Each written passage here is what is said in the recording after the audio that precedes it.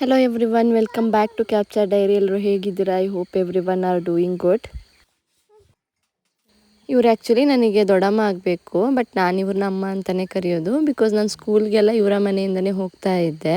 And ನಾನು ಮನೆಗೆ ಬಂದಿದ್ದೀನಿ ಅಂತ ಅವರು ಕೂಡ ಬಂದಿದ್ದಾರೆ. ಇವ್ರು ಆ್ಯಕ್ಚುಲಿ ಅಡುಗೆ ತುಂಬ ಚೆನ್ನಾಗಿ ಮಾಡ್ತಾರೆ. ನಾವು ಚಿಕ್ಕದಿದ್ದಾಗಿಂದಲೂ ಇವ್ರ ಅಡುಗೆ ಅಂದರೆ ನಮಗೆ ತುಂಬ ಇಷ್ಟ. ಸೊ ಇವತ್ತು ಬಂದಿದ್ರಲ್ಲ, ಆವಾಗ ನಾವೇನಂದರೆ ಬಾಳೆಕಾಯಿ ಅಂದರೆ ಬಾಳೆಗೊನೆ ಕಡ್ದಿದ್ವಿ. ಇವರೇನಂದರೆ ಯಾವುದೇ ವಸ್ತುನಾಗಿರ್ಬೋದು, ಹಿಂದಿನ ಕಾಲದವರೆಲ್ಲ ಏನಂದರೆ ಯಾವುದು ವಸ್ತುನ ನಾವು ವೇಸ್ಟ್ ಮಾಡ್ತಾ ಇರಲಿಲ್ಲಲ್ಲ, ಸೇಮ್ ಇವರು ಹಾಗೇನೆ. ಸೊ ಬಾಳೆಗೊನೆ ಕಡಿಬೇಕಾದ್ರೆ ಅದ್ರೊಳಗಡೆ ಬಾಳೆ ದಂಡಿರುತ್ತೆ ಅಲ್ವಾ, ಅಂದರೆ ಬಾಳೆನ ಸೀಲ್ದಾಗ ಅದ್ರೊಳಗಡೆ ಒಂದು ಟ್ಯೂಬ್ಲೈಟ್ ಥರ ಇರುತ್ತೆ. ಇವಾಗ ಆಲ್ಮೋಸ್ಟ್ ಎಲ್ರಿಗೂ ಗೊತ್ತಿದೆ, ಸಿಟಿಯಲ್ಲಿ ಕೂಡ ಮಾಡ್ತಾರೆ ಅದನ್ನು. ಸೊ ಅದನ್ನು ಪಲ್ಯ ಮಾಡ್ತಾ ಇದ್ದಾರೆ.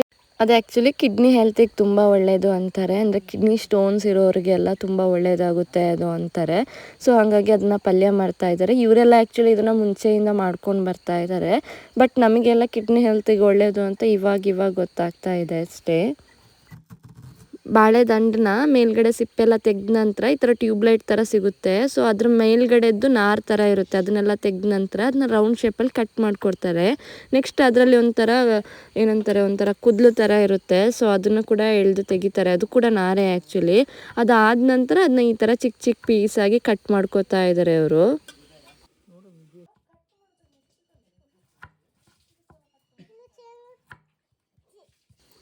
ಇವರೆಲ್ಲ ಏನಂದರೆ ತುಂಬ ಫ್ಯಾನ್ಸಿಯಾಗಿ ಅದಕ್ಕೆ ತುಂಬ ಐಟಮ್ ಹಾಕ್ಕೊಂಡೆಲ್ಲ ಅಡುಗೆ ಮಾಡೋದಿಲ್ಲ. ಇದ್ದಿದ್ರಲ್ಲಿ ಸಿಂಪಲ್ಲಾಗಿ ಅಡುಗೆ ಮಾಡ್ತಾರೆ. ಆ್ಯಂಡ್ ಅದು ತುಂಬಾ ಟೇಸ್ಟಿಯಾಗಿರುತ್ತೆ. ಆ್ಯಂಡ್ ಮನೆ ಸುತ್ತ ಏನೆಲ್ಲ ಇದೆ ಅದೆಲ್ಲ ಯೂಸ್ ಮಾಡ್ತಾರೆ. ಇವಾಗ ಕಾಡು ಹರವೆ ಅಂತ ಅಂತೀವಿ, ಅಂದರೆ ಹರವೆಯಲ್ಲಿ ಕೂಡ ನಾವು ಬೆಳೆಸಿರೋ ಹರವೆ ಬೇರೆ ಇದೆ.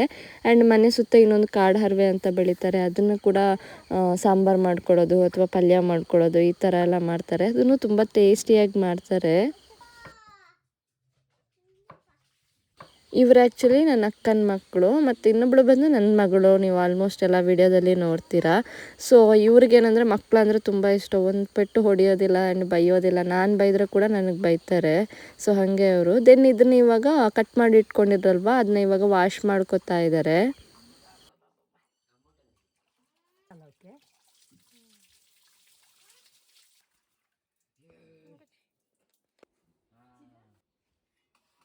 ಸೊ ನಿನ್ನೆ ಅಮ್ಮ ಬಂದು ಅಲಸಂದೆ ಕಾಳನ್ನ ನೆನೆ ಹಾಕಿದ್ರು. ಸೊ ಇವಾಗ ಅದನ್ನ ಸೇರಿಸ್ಕೊಂಡು, ಅದು ಮತ್ತು ಬನಾನಾ ಸ್ಟೆಮ್ ಏನಿದೆ ಇದನ್ನೆರಡನ್ನ ಸೇರಿಸ್ಕೊಂಡು ಪಲ್ಯ ಮಾಡೋಣ ಅಂತ ಹೇಳಿ ಫಸ್ಟ್ ಅದನ್ನ ಬೇಯಿಸ್ಕೋತಾರೆ. ಸೊ ಹಾಗಾಗಿ ಕಾಳು ಮತ್ತು ಈ ಬನಾನಾ ಸ್ಟೆಮ್ ಇದನ್ನೆರಡನ್ನ ವಿಜಿಲ್ಗಿಡ್ತಾ ಇದ್ದಾರೆ. ಒಂದು ವಿಜಿಲ್ ಹಾಕ್ಸ್ಕೊಂಡಿದ್ದಾರೆ ಉಪ್ಪೆಲ್ಲ ಸೇರಿಸ್ಕೊಂಡು.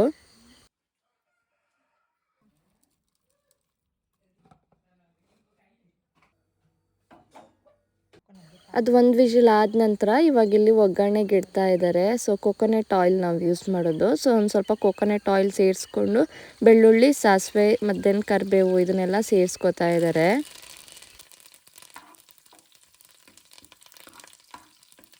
ಅದಾದ ನಂತರ ಇಲ್ಲಿ ಟೊಮೆಟೊ ಮತ್ತು ಆನಿಯನ್ ಇದೆರಡನ್ನೂ ಸೇರಿಸ್ಕೊಂಡು ಇದನ್ನು ಒಂದು ಸ್ವಲ್ಪ ಫ್ರೈ ಮಾಡ್ಕೊತಾ ಇದ್ದಾರೆ.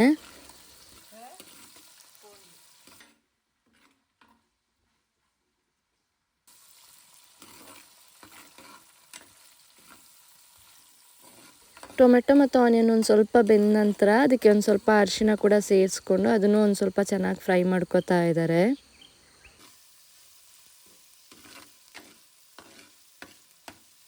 ನೆಕ್ಸ್ಟ್ ಇವಾಗ ಇದಕ್ಕೆ ಒಂದು ಸ್ವಲ್ಪ ತೆಂಗಿನಕಾಯಿ ತುರಿ ಸೇರಿಸ್ಕೊಂಡು ಅದನ್ನು ಒಂದು ಸ್ವಲ್ಪ ಫ್ರೈ ಮಾಡ್ಕೊಡ್ತಾ ಇದ್ದಾರೆ. ತೆಂಗಿನಕಾಯಿ ತುರಿನ ಸ್ವಲ್ಪ ಫ್ರೈ ಮಾಡಿಕೊಂಡ್ರೆ ಅದು ಆ್ಯಕ್ಚುಲಿ ಟೇಸ್ಟ್ ಕೂಡ ಚೆನ್ನಾಗಿರುತ್ತೆ ಆ್ಯಂಡ್ ಅದರ ಪರಿಮಳ ಕೂಡ ತುಂಬ ಚೆನ್ನಾಗಿರುತ್ತೆ. ತೆಂಗಿನಕಾಯಿ ತುರಿ ಒಂದು ಸ್ವಲ್ಪ ಫ್ರೈ ಆದ ತಕ್ಷಣ ಅದಕ್ಕೆ ಒಂದು ಸ್ವಲ್ಪ ಸಾಲ್ಟು ಚಿಲ್ಲಿ ಪೌಡರು ಇದಿಷ್ಟನ್ನ ಸೇರಿಸ್ಕೊಂಡು ಅದನ್ನು ಫ್ರೈ ಮಾಡ್ಕೊತಾ ಇದ್ದಾರೆ. ಚಿಲ್ಲಿ ಪೌಡರ್ ಬಂದಿಲ್ಲಿ ಒಂದು 2.5 ಸ್ಪೂನಷ್ಟು ಆ್ಯಡ್ ಮಾಡ್ಕೊಂಡಿದ್ದಾರೆ. ಸೊ ಇದನ್ನೆರಡನ್ನೂ ಸೇರಿಸ್ಕೊಂಡು ಒಂದು ಸ್ವಲ್ಪ ಚೆನ್ನಾಗಿ ಫ್ರೈ ಮಾಡ್ಕೊತಾ ಇದ್ದಾರೆ.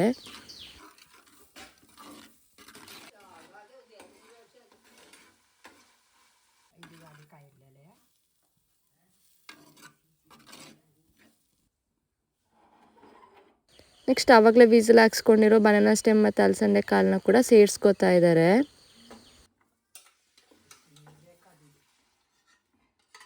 ಇನ್ನೊಂದೇನೆಂದರೆ ಆವಾಗಲೇ ಬನಾನಾ ಸ್ಟೆಮ್ನ ನಾವು ಬಿಸಿಲಿಗೆ ಇಟ್ಟಿದ್ರಲ್ವ, ಆವಾಗ ಜಾಸ್ತಿ ಏನೂ ನೀರು ಹಾಕ್ಕೊಂಡಿಲ್ಲ. ಒಂದು ಹಾಫ್ ಗ್ಲಾಸಿಗಿಂತ ಒಂದು ಸ್ವಲ್ಪ ಜಾಸ್ತಿ ನೀರನ್ನ ಸೇರಿಸ್ಕೊಂಡಿದ್ರು ಅಷ್ಟೇ. ಬಿಕಾಸ್ ಬನಾನಾ ಸ್ಟೆಮ್ ಒಂದು ಸ್ವಲ್ಪ ನೀರು ಜಾಸ್ತಿ ಬಿಡುತ್ತೆ, ಹಾಗಾಗಿ ಜಾಸ್ತಿ ಏನು ನೀರು ಸೇರಿಸ್ಕೊಂಡಿರಲಿಲ್ಲ ಅವರು.